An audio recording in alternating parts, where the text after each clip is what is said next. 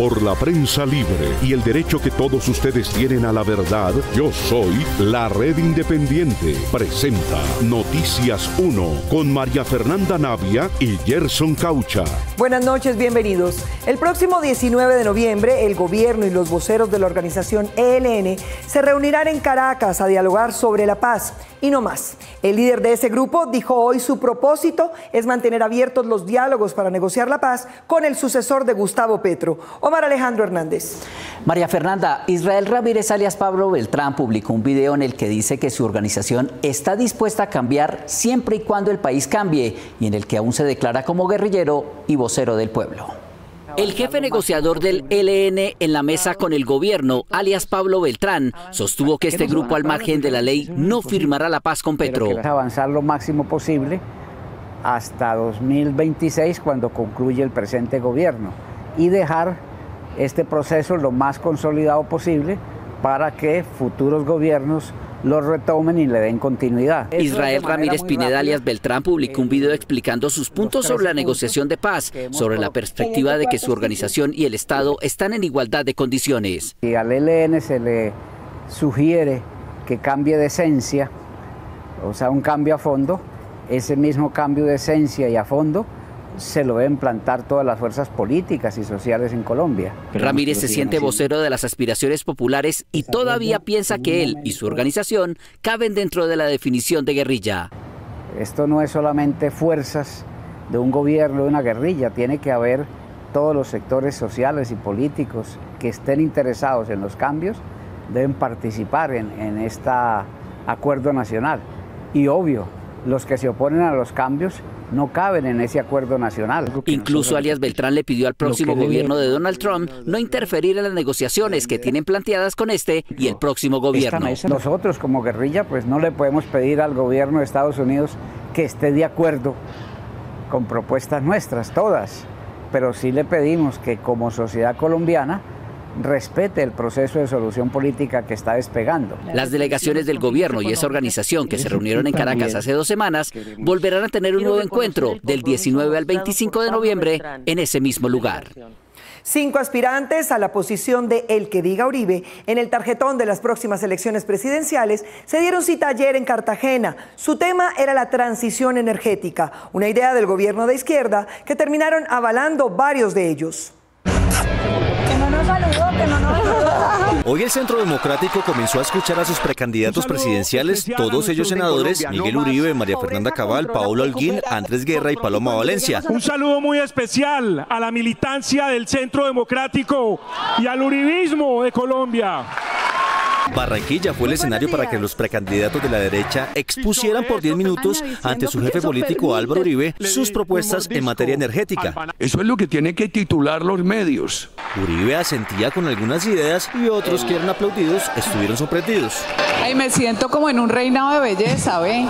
La senadora María Fernanda Cabal consideró que una de las soluciones para el país es restringir las consultas previas. Ahora puede venir cualquier ONG, cualquier peludo de estos, a decir que uno no puede hacer una vía. Lo que pasa es que esto se volvió un garrote extorsivo para las empresas. El senador Miguel Uribe, quien tiene en su séquito un asesor del presidente Bukele, estructuró su intervención con varias propuestas a la crisis energética hasta que finalizó con una palabra clave que curiosamente promueve el gobierno Petro. Con el apoyo de ustedes, con el apoyo de los colombianos, espero ser el próximo presidente y hacer de Colombia una potencia energética. Gracias. Paloma Valencia, que estuvo en la COP16 haciendo campaña ambiental, adoptó doctrinas de su jefe político. Usted es el papá de los biocombustibles en Colombia, que representan haber sacado al año 1 millón de vehículos. El senador Guerra, que se promueve con el sombrero de Uribe, intentó explicar lo que él ve como un problema en la transformación energética. Y le dije a él, ustedes están acabando con la empresa de los colombianos. ¿Y por qué acaban con la empresa de los colombianos? Porque ayúdenme. Y Paola Holguín, visiblemente afectada por el calor, propuso una solución energética extrema. Última, déjenme al menos otrica. Vamos a apostarle a la energía nuclear, que es la más limpia, Y Colombia tiene desde el 65 un tema de energía nuclear. Uribe, que los miraba atentamente, finalmente dio un discurso aconsejando y reconociendo errores del pasado para elegir candidato. Que pueda empezar a ejecutar desde la hora cero del gobierno. Que no tenga que perder el primer año de un corto periodo de 4 años estudiando qué va a hacer. El próximo evento de los precandidatos del Centro Democrático se realizará en Bogotá y el tema será la seguridad democrática. La exconsejera de las regiones, Sandra Ortiz, será imputada por lavado de activos y tráfico de influencias por su papel en el caso del desfalco a la UNGRD. Ella se declara inocente, pero la Corte dice que era ella quien tenía afinidad política con los involucrados. María Camila Hidrobo. María Fernanda, los hechos de la imputación tienen como base un desayuno que habría citado el director del DAPRE, Carlos Ramón González, quien al igual que ella e Iván Name son militantes del partido Alianza Verde. El próximo 29 de noviembre la Fiscalía le imputará los delitos de lavado de activos y tráfico de influencias a la exconsejera presidencial para las regiones, Sandra Liliana Ortiz, implicada en el desfalco de la UNGRD. Usted, señor Olmedo, con Sneider Pinilla, la entrega de 3.000 millones de pesos en efectivo al entonces presidente del Senado, Iván Leonidas Name Vázquez, a través de Sandra Liliana Ortiz Nova.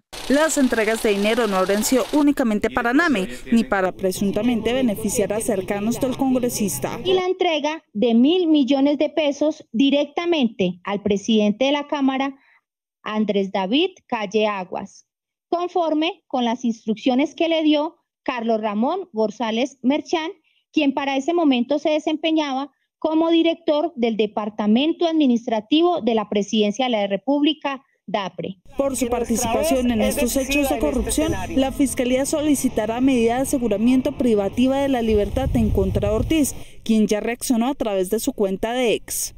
Es inaceptable enterarse de una imputación de cargos en mi contra por medios de comunicación. He sido víctima de perfilamiento constante y abuso de mi condición de mujer. La Fiscalía debe hacer prevalecer la dignidad sin coacciones. En la red social se declaró ajena a cualquier delito. He asistido a más de 6 citaciones. La Fiscalía sabe que no he cometido ningún delito y no tengo nada que esconder. Siempre estaré dispuesta a comparecer. Sin embargo, la Corte Suprema destacó que González y Ortiz reconocieron su amistad cercana y la afinidad política que compartían con Name. Además de la militancia de los tres en el partido Alianza Verde, al igual que la cercanía existente entre la exconsejera Ortiz Nova y la hija de quien fuera presidente del Congreso, María Clara Name Ramírez. Mientras la Fiscalía anunciaba esta decisión, el exasesor de la UNGRD, Pedro Rodríguez, otro de los implicados en este escándalo, intentó en vano tumbar su medida de aseguramiento. No es la primera vez que el señor Rodríguez Melo es investigado por delitos similares, lo que permite suponer que estando en libertad puede entorpecer la investigación en la que se continúa indagando sobre más partícipes. Ortiz sería el 12º de 30 implicados en el desfalco de la UNGRD en responder ante la justicia. MAIS es el movimiento alternativo indígena y social que ha avalado la carrera política de Gustavo Petro y hoy tenía su asamblea para determinar si se disuelve para fusionarse en un solo movimiento petrista. Con ellos está Miguel Ángel Peñaranda. Miguel Ángel, buenas noches. ¿Aceptaron la propuesta del petrismo? María Fernanda, muy buenas noches para usted y para todos los televidentes. Efectivamente, pues no aceptaron la propuesta, pero sí aprobaron la decisión de 3 congresistas del partido MAIS para que se fueran precisamente a unificar esta propuesta del presidente Petro. Estuvimos hablando con la senadora Marta Peralta, que ha hecho parte precisamente de esta convención del partido MAIS, y lo que ha advertido es que el presidente ha sido respetuoso de las decisiones del pueblo indígena. Esta es una muestra de fraternidad, pero una muestra de que también nosotros hemos puesto por encima de cualquier tipo de interés, que ellos puedan seguir construyendo su camino político, pero aunado con la coherencia alrededor de los sectores alternativos. También habló Juvenal Arrieta, fundador del movimiento País y representante de las comunidades indígenas, que ha dicho que, por supuesto, se presentaron diferentes debates luego de la aprobación de la decisión de algunos integrantes que querían irse también para otro partido. Por supuesto que abre debate, porque muchas personas creen que de pronto se afecta la parte individual de sus derechos políticos, pero esta es una organización donde prima más la colectividad y el interés de nuestras banderas que el interés personal de nuestros elegidos. María Fernanda, precisamente con la declaración y la firma de los compromisos adquiridos durante los 3 días termina esta convención del maíz y hoy también se conmemoran los 10 años de la creación de este partido político. Desde el centro de Bogotá, Miguel Ángel Peñaranda, Noticias 1, la red independiente. Miguel Ángel, muchas gracias. Seguiremos atentos a cualquier información. Y pasando a otras noticias, detrás del cierre de los supermercados Colsubsidio, no hay una empresa en crisis. La crisis es del modelo que está siendo sustituido por otro tipo de negocios, como es normal en el comercio moderno, en los que los clientes resuelven cambiar sus hábitos de compra y consumo. Después de una trayectoria de más de 50 años, a través de este comunicado, Colsubsidio anunció el cierre de sus 76 supermercados en el país al finalizar este 2024. Entre las razones para dejar de operar, argumentan que el mercado real en Colombia cuenta con suficientes jugadores. Según el reporte de sostenibilidad de Colsubsidio, el segmento de supermercados tuvo una caída del 12% en sus transacciones durante el último año. Para mi familia. FENALCO, el gremio de los comerciantes que representa las grandes superficies, aseguró que el cierre de esta cadena de supermercados obedece al cambio de dinámicas en el mercado y al consumo de los hogares. Históricamente hemos visto pues que llegan nuevos jugadores y la verdad es que el comercio es un reto, sea cual sea el sector en el que uno está, tiene que estar alerta con lo que está ocurriendo y siempre tiene que estar buscando nuevas oportunidades, cómo atender ese mercado, cómo servir mejor, cómo atraer la clientela, y todo esto redunda en beneficios para el consumidor. El libre mercado lo único que hace es mejorar la situación de los consumidores. Sin embargo, el gremio asegura que las cadenas de bajo costo más conocidas como Hard Discount incentivan a las grandes empresas del sector real a cambiar sus estrategias. Efectivamente, pues los establecimientos comerciales con buenos precios, los Hard Discount que estamos mencionando, que están ubicados cerca de sus clientes, pues siempre van a ser atractivos para los consumidores. Pero pues por fortuna tenemos mercado para todos. Esto es bastante dinámico. Vemos grandes superficies abriendo nuevos locales, buscando nuevos territorios, como también vemos algunos que simplemente llegan a un punto de madurez, lo cierran y van por otro tipo de negocio. El cierre de grandes cadenas de supermercados como Cafán, Almacenes Ley y Tía, entre otros,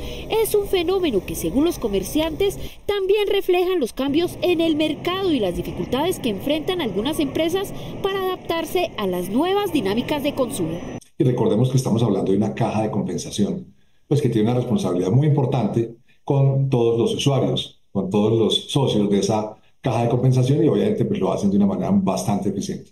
Según la caja de compensación Colsubsidio, los trabajadores de los supermercados que se cerrarán próximamente serán reubicados entre otras áreas de sus negocios que incluyen salud y centros vacacionales. Lo vieron ustedes en nuestra imagen del día. La vertiente baja del río Ranchería en La Guajira fue declarada en alerta roja luego de que las lluvias torrenciales coparan su capacidad.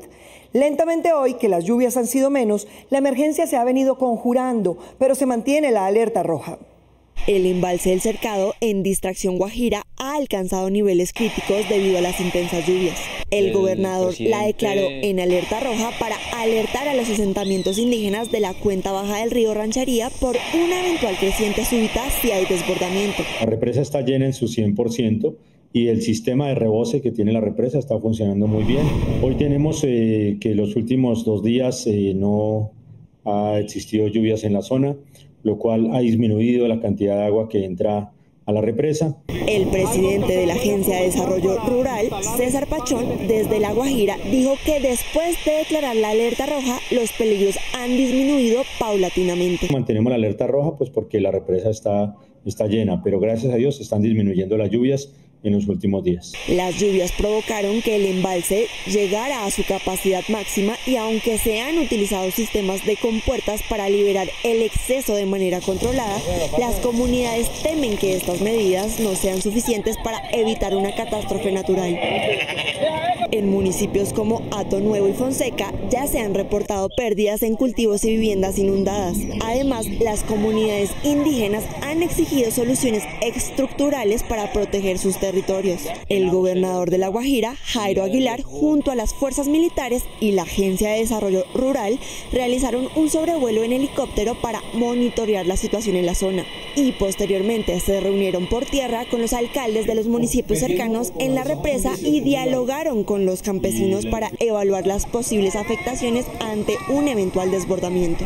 las alertas están en rojo y nuestro compromiso es estar haciendo las revisiones correspondientes. La alerta roja continúa. Los próximos días serán clave para la implementación de nuevas estrategias que permitan mitigar los efectos de la creciente, pero la presencia del gobierno central les permitirá a los indígenas concertar la gestión de los recursos naturales de su nación. Aunque del nuevo articulado de la reforma de la salud ya se aprobó un 36%, su promotora, la profesora Claudia Vaca, piensa que se está complicando su aprobación porque el ánimo de discutir se está convirtiendo en el de dilatar.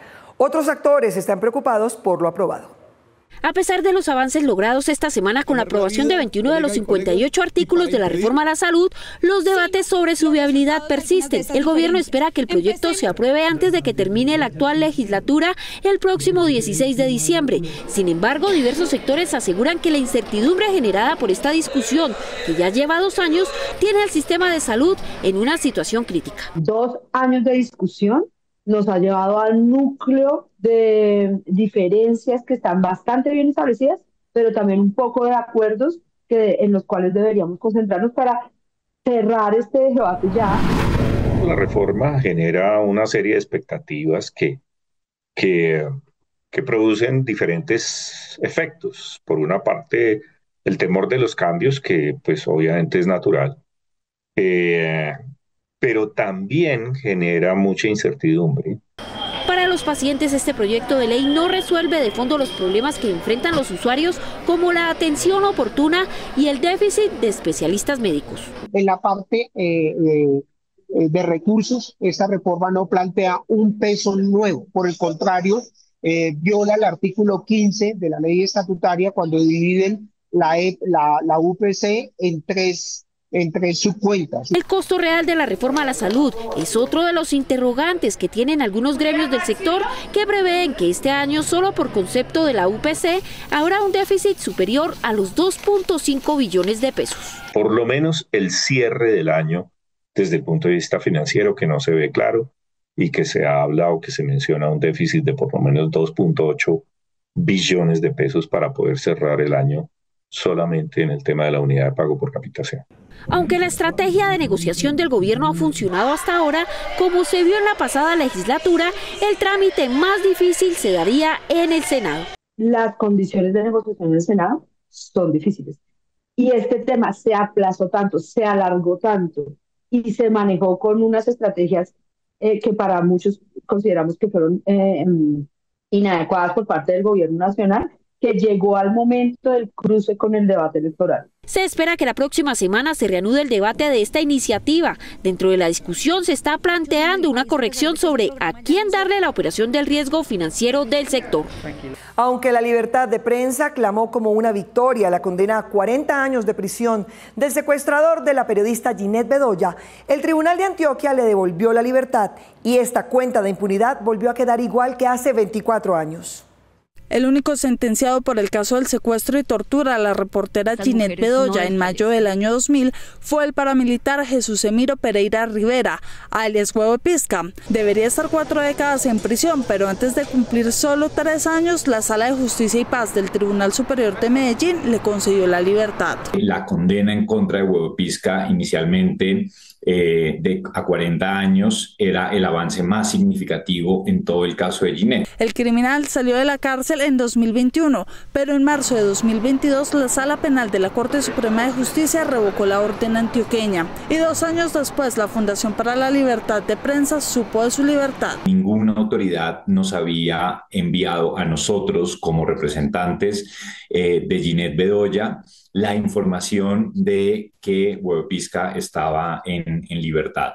Y han pasado 3 años. Y para Vox, esto demuestra la descoordinación con la que la justicia está llevando el caso y el riesgo al que se expone a la periodista. También han aumentado y se han vuelto a aparecer las amenazas en contra de Ginette. Son mensajes, por supuesto, intimidantes, son mensajes que desde luego están anclados a todo el proceso por el que ha pasado Ginette Bedoya. Además, denunció la falta de acciones de la Fiscalía ante las amenazas. Nuestra exigencia y una de las principales fallas para poder asegurar que haya justicia, para que se capture a los responsables intelectuales de los ataques en contra de Ginette, pues no han dado frutos. Esta fuga se une al bajo cumplimiento del Estado a las órdenes que le dio la Corte Interamericana de Derechos Humanos cuando condenó a Colombia por este caso. Ha habido en algunos momentos también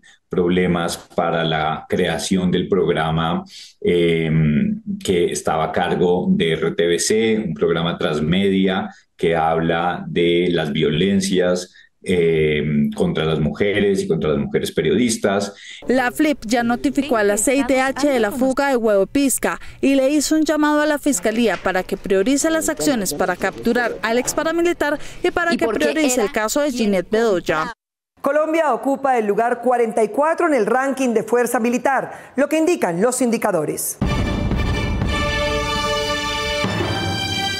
El ranking global de poder de fuego clasifica a 140 países por sus capacidades militares. En el primer lugar de la tabla está Estados Unidos y en el último Bután, que se defiende sin armas en las alturas de los Himalayas. A Colombia le otorgó el lugar 44, debajo de Brasil, Argentina y México.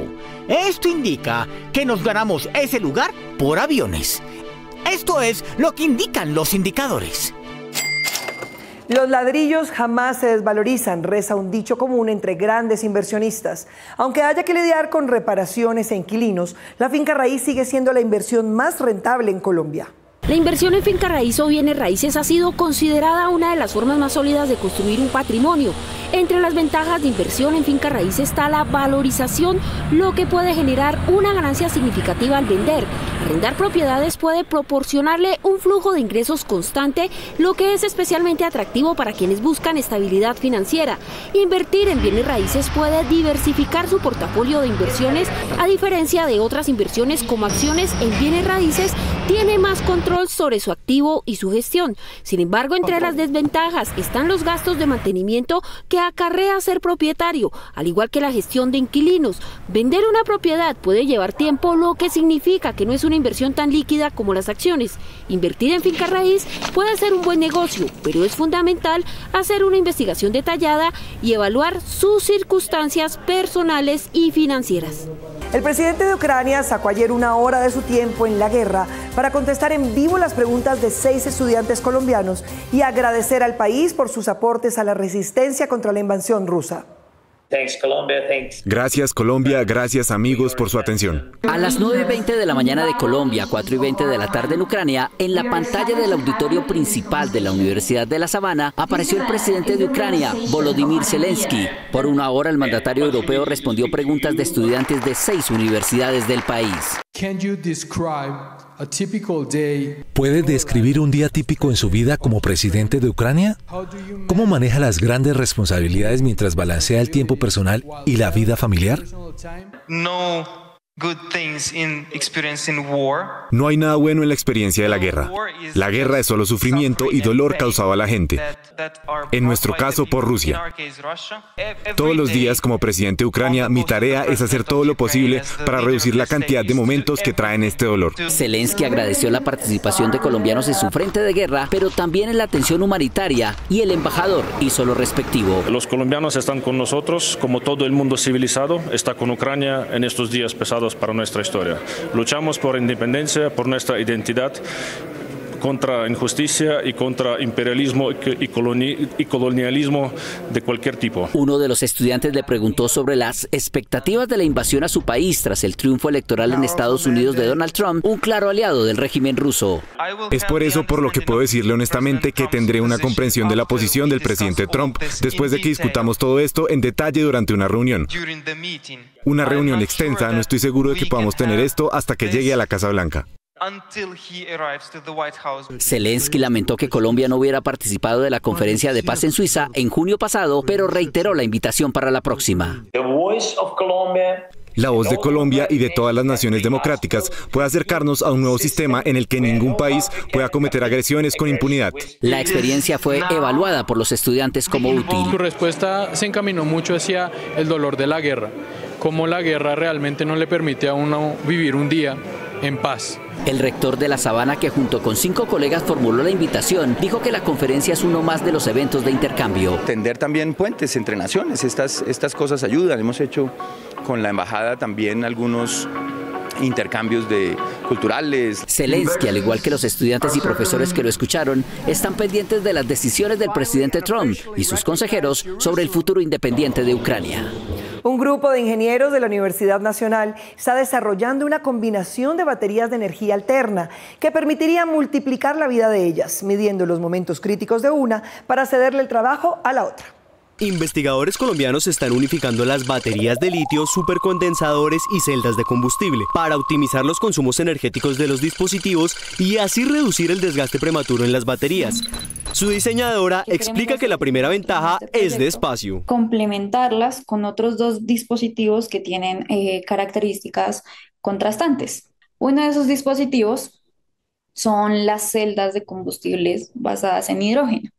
Esas celdas de hidrógeno tienen una alta densidad de energía. Eso quiere decir que cabe más energía en un espacio más pequeño. Ella, con un equipo de investigadores de la Universidad Nacional, está desarrollando una solución que aumentaría la vida útil de las baterías de 10 a 20 años por medio de supercondensadores y que funcionan de acuerdo con algoritmos que determinan el momento de cambiar la alimentación de energía. Consiste en tomar las baterías, ya no usarla como único sistema de almacenamiento, sino juntarla con estos 2 dispositivos y que funcionen los 3 de forma conjunta. La base del dispositivo es un algoritmo que modela el comportamiento de cada componente y por medio de esto se ajustan cada flujo de energía, reduciendo los gastos innecesarios de energía y el desgaste de las baterías por calentamiento. Aunque apenas se está iniciando la alfabetización digital en Colombia, el país ya es el segundo con mayores contrataciones en línea para trabajos en empresas extranjeras. Según el último reporte global sobre la contratación internacional realizado por la empresa DIL, Colombia es el segundo país de Latinoamérica con más empleados contratados por empresas extranjeras. El informe señala que la tendencia hacia el trabajo remoto ha contribuido al incremento de la contratación global en el país. Tiene muchos beneficios definitivamente y lo principal es la capacidad de ahorro, optimizaciones de tiempo y la gran diversidad cultural que puede enriquecer el proceso de la persona. Para aplicar a empleo remoto se recomienda fortalecer las habilidades en el campo digital, tener una buena gestión del tiempo y utilizar plataformas de empleo como LinkedIn para buscar ofertas de empresas de otros países. Principalmente en la hoja de vida destacar todas las fortalezas que tenga la persona para trabajar de manera autónoma, sin una supervisión constante. Comentar todas las habilidades que tiene en el manejo de plataformas digitales, como son Google Calendar, Zoom, Meet, entre otras. De acuerdo con el estudio de DIL, los puestos de trabajo más solicitados por empresas extranjeras en Colombia son desarrollo de software, soporte al cliente y finanzas. Nos vemos en las redes sociales y mañana domingo aquí en Noticias 1 con las mejores noticias del fin de semana. A ustedes gracias por elegir la independencia. Noticias 1 renueva su imagen y reafirma su independencia. Tenemos la última tecnología digital y el mejor equipo periodístico para que ustedes reciban información objetiva con criterio auténtico, analítico e investigativo.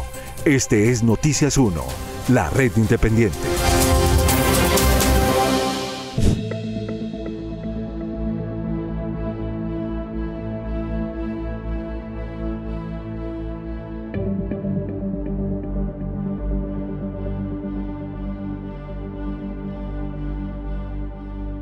Thank you.